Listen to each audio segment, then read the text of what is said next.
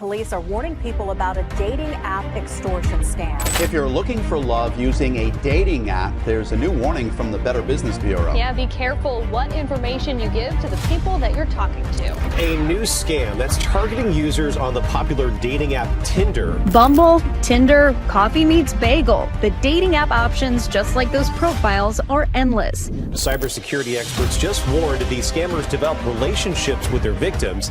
Y'all, imagine meeting the perfect guy on Tinder only for your dream date to turn into your worst nightmare. One woman found herself tied up in an abandoned house, while another barely escaped a setup that could have ended in murder. These aren't just stories, they're terrifying real-life encounters. And trust me, you'll never look at dating apps the same way again. Okay, picture this. You match with this super charming guy. Let's call him Alex. He's got the perfect profile, a killer smile, great job, and that whole I love dogs and hiking vibe. Seems like a catch, right? Well, our girl thought so too, but she had no idea that swiping right on him was about to become the biggest mistake of her life. So, they hit it off. They text non-stop, flirt, send cute memes, the usual. Alex suggests dinner at this trendy new restaurant downtown. Classy, romantic, public. Totally safe, right? Wrong, because the moment she steps into that restaurant, her fate is already sealed. The date starts off great. He's funny, attentive, asks all the right questions. But then, things get weird. When she comes back from the restroom, she notices Alex quickly sitting up straight, like, what was he doing hunched over the table? But she shrugs it off. Maybe he was just checking his phone, right? Minutes later, she starts feeling off. Her vision blurs, her limbs feel heavy, and suddenly she can't even think straight. Panic sets in, but before she can say anything, Alex leans in and whispers, "Let's get some fresh air." Her gut is screaming at her to run, but she can't move. Alex wraps an arm around her, practically carrying her out of the restaurant. And get this, no one even notices. Next thing she knows, she's in a car, barely conscious, watching the city lights disappear. Alex is driving away from downtown into darker, emptier streets. And then, total darkness. She wakes up in a nightmare, tied to a chair in some creepy abandoned house, her wrists burning against the rope. And that's when she sees Alex's real face. Cold, empty, terrifying. He starts talking. Not to her, though. He's ranting about his exes, how they all deserved it, how she's just like them. And then, he pulls out a knife. At this point, she's sobbing, trying to stay calm, trying to figure out how the hell she's gonna survive this. But before she can even think, she hears it. A loud crash. Boom! The door bursts open. Police flood the room. Alex panics, tries to run, but he's tackled to the ground. Turns out the restaurant owner had seen Alex spike her drink and immediately called 911. The cops had been tracking his phone, leading them straight to her. And just like that, her nightmare is over. Alex, arrested for multiple kidnappings. She later finds out that she wasn't his first victim, and had she not been saved, she probably wouldn't have been his last. Alright, so this next story, pure nightmare fuel. But instead of using an established cryptocurrency website, the scammer sends the victims fake websites. And get this. Dating apps were new and cool like 10 years ago, but now it's been a decade of swiping and people want something else. It starts with a guy named Ryan, regular dude, having fun on Tinder, looking for a chill hookup, and then, boom, he matches with this insanely gorgeous girl named Jane, like too good to be true gorgeous. But hey, maybe he just got lucky, right? They chat, flirt, make plans. She invites him over to her place, and he's down. When he pulls up to the apartment complex, something already feels off. It's dark, sketchy, and way too quiet for a Friday night, but whatever. He texts Jane, asking which door is hers. That's when he notices it, a shadow moving behind the blinds. At first, he thinks nothing of it, but then, more shadows. Like 3, multiple people, just watching him through the window. And suddenly, he hears something that makes his blood run cold. Shh, he's right outside the door. Nope.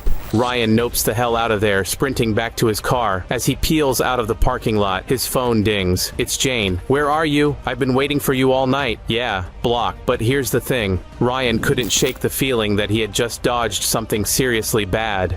His heart was still pounding as he sped away, his mind racing. Who were those people? What were they planning to do to him? When he got home, he started searching online for any news related to that apartment complex. And what he found? Chilling. There had been multiple disappearances reported in that area over the past few months, all young men meeting up with women from dating apps. Ryan felt sick.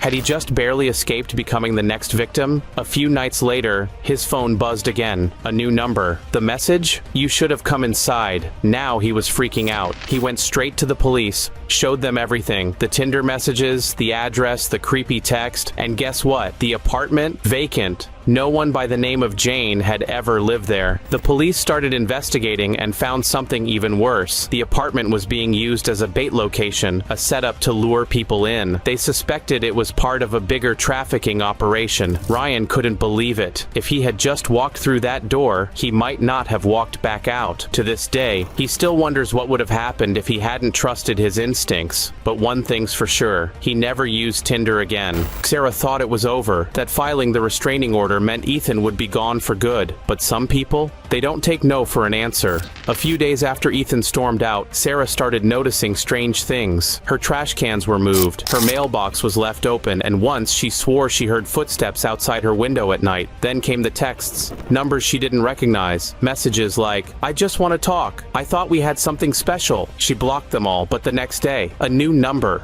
A new message. One night she came home late and saw something that made her blood freeze. A bouquet of dead roses sitting on her doorstep. No note. No sender, just a message loud and clear, "I'm still here." She went to the police, but there wasn't much they could do. He hadn't actually broken any laws, yet. Then the final straw. One evening she walked into her apartment and immediately knew something was off. The air felt wrong, like someone had been there. Her heart pounded as she checked each room, and then, her bedroom door was slightly open. With shaking hands, she pushed it open, and there, on her bed, was Ethan's hoodie. Sarah never packed it, never brought it inside. He had been there. She ran out, straight to the police station. This time, they took her seriously. They searched security footage and finally found what she feared the most. Ethan had broken in through her balcony. With enough evidence, they arrested him the next day. Turns out, he had a history of this. Other women, other break-ins. But Sarah? She was the only one who got away before it was too late. Even after his arrest, Sarah couldn't shake the fear. What if he got out? What if he came back for her? She changed her locks, installed security cameras, and even got a dog for protection. Her nightmares didn't stop.